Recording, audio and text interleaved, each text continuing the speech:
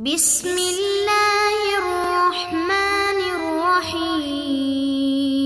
الحمد لله وكفى وسلام على عباده الذين اصطفى أما بعد فأعوذ بالله من الشيطان الرجيم. بسم الله الرحمن الرحيم. باب الإخلاص وإحضار النية في جميع الأعمال والأقوال والأحوال.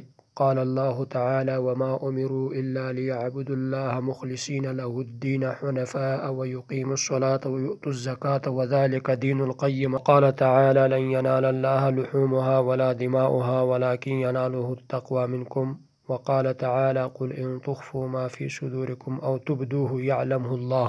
وعن أمير المؤمنين أبي حفص عمر بن الخطاب بن نفيل بن عبد العزى بن رياح بن عبد الله بن قرط بن رزاح بن عدي بن كعب بن لؤي بن غالب القرشي العدوي رضي الله تعالى عنه قال: سمعت رسول الله صلى الله عليه وسلم يقول: إنما الأعمال بالنيات وإنما لكل امرئ ما نوى، فمن كانت هجرته إلى الله ورسوله فهجرته إلى الله ورسوله، ومن كانت هجرته لدنيا يصيبها أو امرأة ينكحها فهجرته إلى ما هاجر إليه.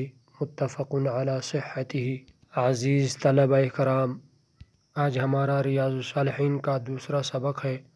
گزشتہ سبق میں ہم نے پڑھا تھا حدیث کی لغوی اصطلاحی تعریف، موضوع، غرض اور غایہ، حدیث کی اقسام۔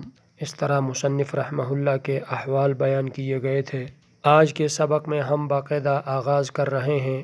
مصنف رحمہ اللہ نے سب سے پہلے باب الاخلاص و احضار النیت فی جمیع الاعمال، اس باب کو قائم کیا اور یہ ثابت کیا کہ تمام ظاہری و باطنی اعمال اور اقوال و احوال میں حسن نیت اور اخلاص ضروری ہے، یعنی ہر نیک عمل میں اخلاص شرط ہے۔ اخلاص دل کے اس عمل کو کہتے ہیں جس میں سوائے رضائے الہی کے اور کوئی چیز مقصود نہ ہو۔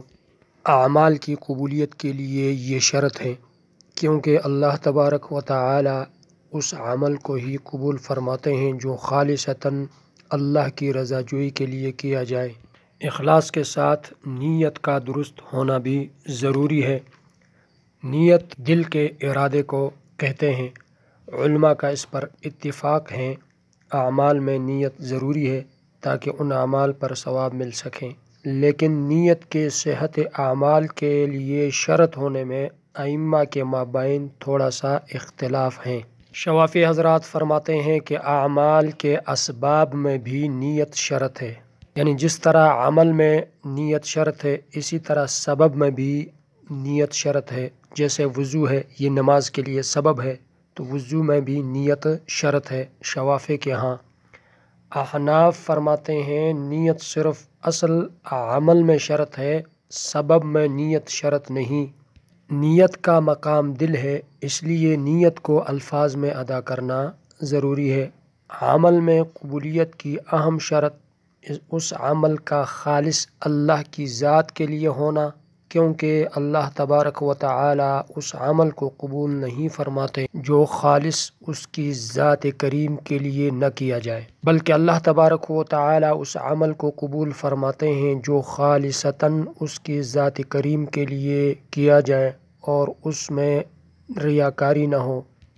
اس بات کو ثابت کرنے کے لیے مصنف رحمہ اللہ نے باب کے شروع میں قرآن کریم کے 3 آیتوں کو لا کر مزید یہ ثابت کیا کہ اخلاص ہر عمل کا جوہر ہے۔ اس طرح ہر نیک عمل میں اگر 4 باتوں کا لحاظ رکھا جائے تو عمل وزنی ہوگا۔ نمبر 1 علم، نمبر 2 اخلاص، نمبر 3 نیت، نمبر 4 صبر۔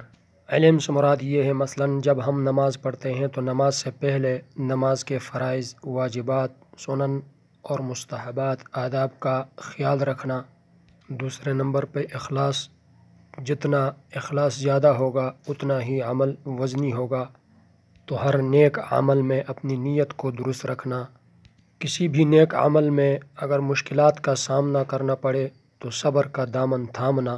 جب ان 4 باتوں کا لحاظ رکھ کر اگر کوئی نیک عمل کریں تو وہ عمل وزنی ہوگا۔ اب ہم کتاب کی عبارت حل کرتے ہیں۔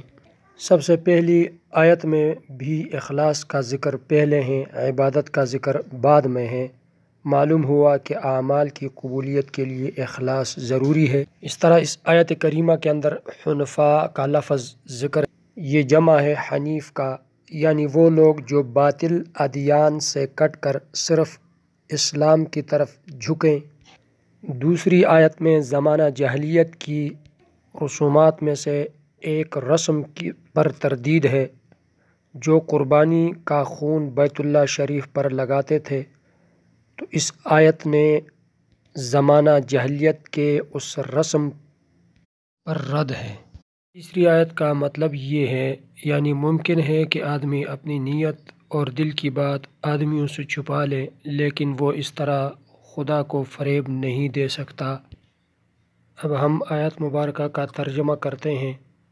اللہ تبارک و تعالیٰ کا ارشاد ہے، اور ان کو اسی بات کا حکم دیا گیا کہ وہ اخلاص کے ساتھ یکسو ہو کر اللہ کی عبادت کریں اور نماز قائم کریں اور زکوٰۃ ادا کرتے رہیں، اور یہی مضبوط دین ہے۔ دوسری آیت مبارکہ کا ترجمہ یہ ہے، اللہ تبارک و تعالیٰ کا ارشاد ہے، اللہ تعالیٰ کو ہرگز ان کا گوشت اور خون نہیں پہنچتا، بلکہ تمہارا تقویٰ پہنچتا ہے۔ تیسری آیت کریمہ کا ترجمہ یہ ہے، آپ فرما دیجئے اے پیغمبر، اگر تم اپنے سینوں میں کوئی بات چھپاؤ یا ظاہر کرو، اللہ اس کو جانتے ہیں۔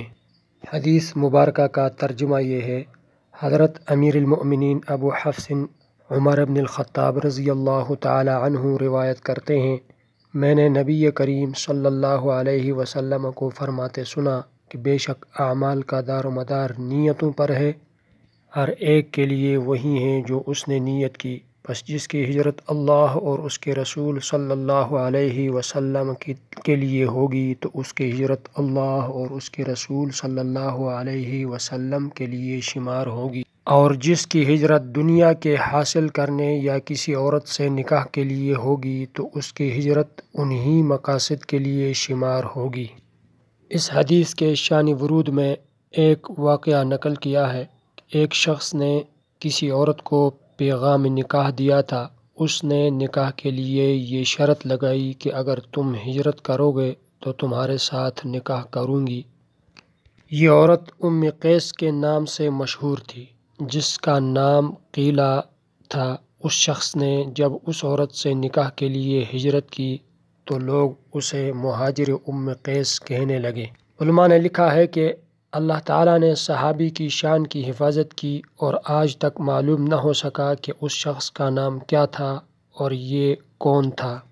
اس حدیث میں بھی نیت کو درست رکھنے کی تاکید ہے، یعنی جو شخص بھی کوئی نیک عمل کرتا ہے تو اس کے لیے یہ لازم ہے، اس پر یہ لازم ہے کہ وہ اپنی نیت کو درست رکھیں، اور اس کی نیت کے اندر، اس عمل کے اندر اخلاص شرط ہے۔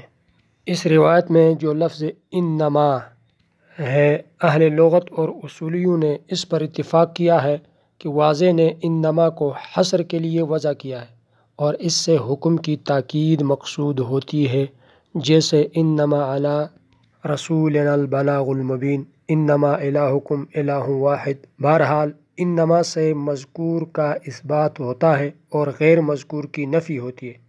حصر کا معنی اس طرح ہوگا کہ انما الاعمال تعتبر بالنیت ولا تعتبر بغیرها، یا اس طرح ہوگا کہ لیست الاعمال حاصلۃ الا بالنیہ، یعنی اعمال کے حصول کے لیے نیت ضروری ہے۔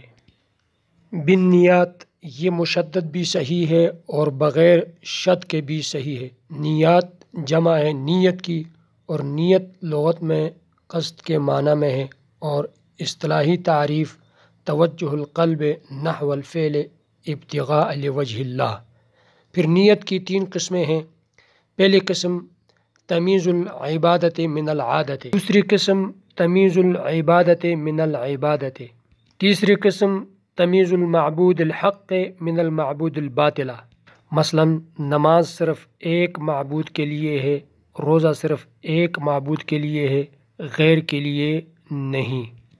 آج کا ہمارا سبق مکمل ہوا، جس میں ہم نے اخلاص کی تعریف پڑھی، جو کہ اعمال کی قبولیت کے لیے شرط ہیں۔ اس طرح اس پر مصنف رحمہ اللہ نے قرآن کریم کی 3 آیتیں ذکر فرما کر استدلال فرمایا کہ اخلاص ہر نیک عمل کا جوہر ہے۔ اس طرح حدیث مبارکہ کا شان ورود بھی بیان کیا گیا۔ آئندہ ہمارا سبق حدیث نمبر 2 اور 3 کے بارے میں ہوگا انشاءاللہ تعالی۔ السلام علیکم ورحمۃ اللہ وبرکاتہ۔